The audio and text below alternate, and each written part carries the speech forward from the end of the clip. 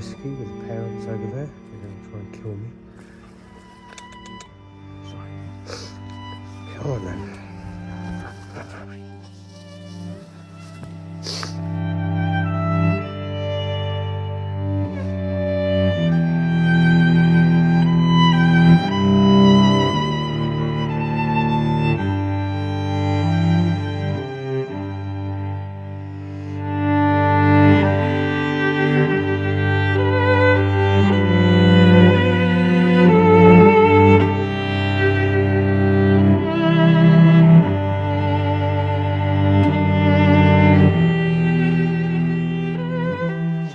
It's been a while since I've set one of these up. There are many ways to make a fire good and bad. This is called Firelighter's Cold Wood. Shove it all in with paper and hope for the best of the minute because it's 11 o'clock at night. And let me introduce you to this. This is my Edwardian coal bucket. It's very nice. I'm going to polish up the brass and do some bits, but oh, it's a bit wet there. It's a lovely little thing, this one, and it was only £25 posted. With plenty of gilt offerings, and I love the brass handle. It was one of the simpler designs I saw, but I thought it was a really nice one. I'll tidy this up at some point, but I have a million jobs to do first. Tell me this dog doesn't want attention. You'll have to excuse the mess at 11 o'clock at night. As you can see, I've been sorting washing, and I've been in the canopy digging out some materials for this fire. Thought, why not get going? I need some ash from it, because people did say ash would clean up the glass better, so first chance to do. Fire's nicely on the go there. And you may have seen this. I got hold of a brass hook and I hang this from the ceiling now, which is a nice little sort of ship style feel. And don't worry guys, it's all metal, it's not going to have a problem with the fire. So all good. So somebody actually commented about these little lamps. They said, oh, I'll be looking for something like that. Where'd you get them? So I got them on Amazon, $19.99 each. So instead of my lights, sort of most of the night, I'm just using these. You've got setting 1, setting 2, which is sort of nice bright one. And then you've got this really bright one. So these are working out really well. So you charge them up, sort of brass effect, sort of miner's lamp style. But they're really good. I might get a few more just to dot around, like put them in the bedroom and that, because realistically, charge up battery lighting on this boat, more than enough. Good value.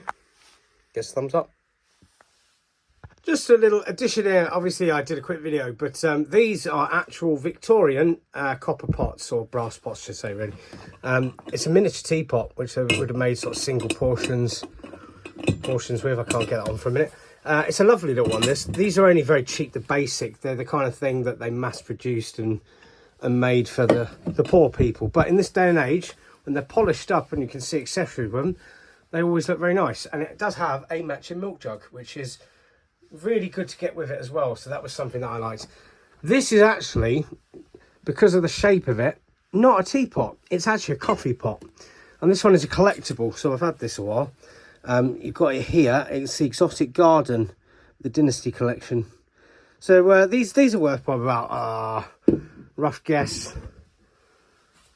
70-80 quid, I think. Really, you could pick a lot of stuff up like this in charity shops. I always pop in charity shops when I've got a bit of free time, because not only do you find sort of lots of discarded tea sets, crockery sets, you get little things like this. I actually have, I'll tell you in the dull light of the boat, I actually have a couple of Wedgwood plates and things that came out of charity shops for a few quid. Not really worth much, the ones that end up in charity shops, a few quid, 5, 10, 20 quid. You might get lucky one day, but always worth looking, because you just never know.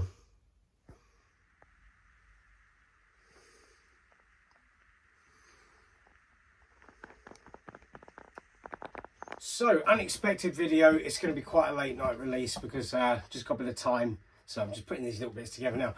So yes, it has been a very eventful couple of weeks. Obviously the dog, everything going on, but I have now just handed in my resignation for my new job, purely and simply for just uncontrollable reasons. I found out, obviously, within a few days of starting, that a previous company that didn't align to my beliefs may well be involved in another hotel I was part of. So that, for me, kind of really saddened my heart. So it just means that from now, within a few weeks, a couple of months, I don't know, just untenable position. So what do I do? So I've sort of resigned, and just there's no point going too much into it at this point. I will do later down the line, but I think it's not really big common knowledge and stuff, so obviously I have limitations.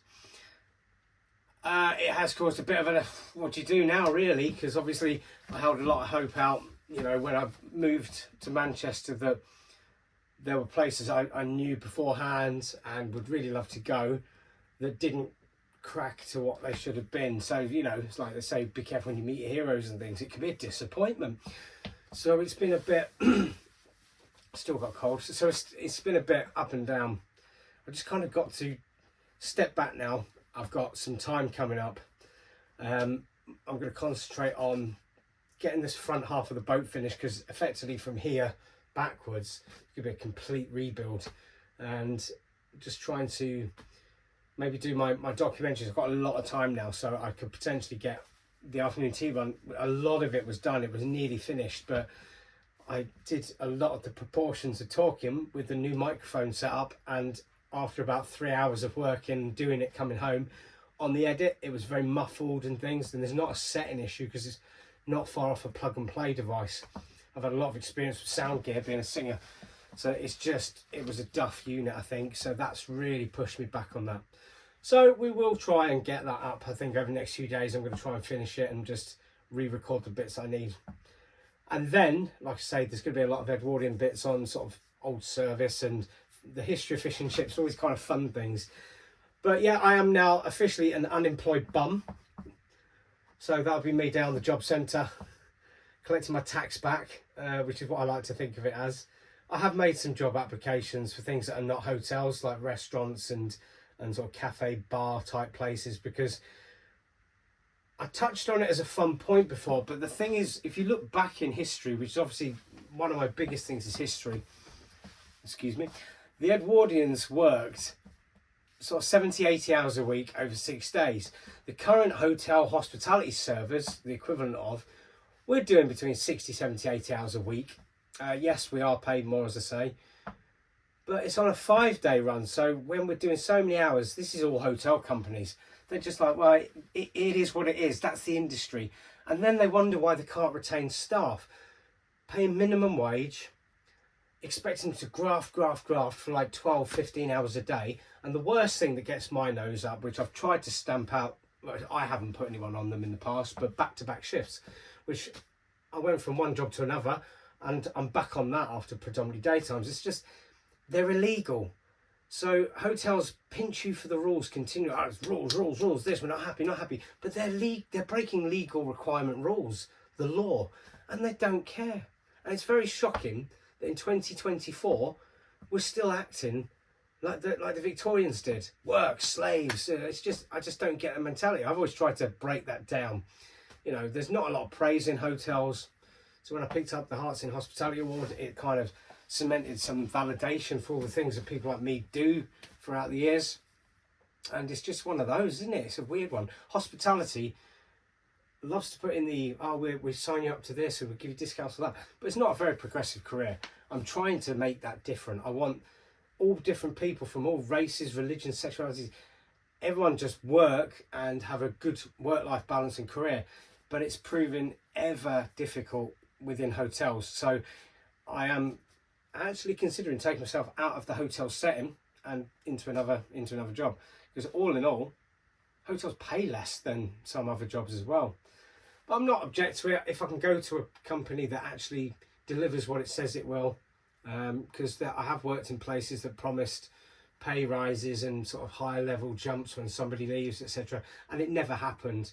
They also promised good incentives that never happened, so I've had to put them into place just out of my own pocket a lot of the time for staff, just to keep everyone motivated. But I don't know, Manchester is a bloody challenge. I have actually toyed with the idea of saying bugger it, see what jobs are in London. I'm in a movable house at this point. It would be the easiest time to jump. So that's my big news. It's unexpected, a little bit disappointing how it's ended out, but needs must. Hotels are as a lot of people have commented on my videos, they've worked in them. They are a real graft and a labour of love and a passionate thing, but I've got to look at the sense of spending so many years dedicated to hotels. I haven't really got anything out of it.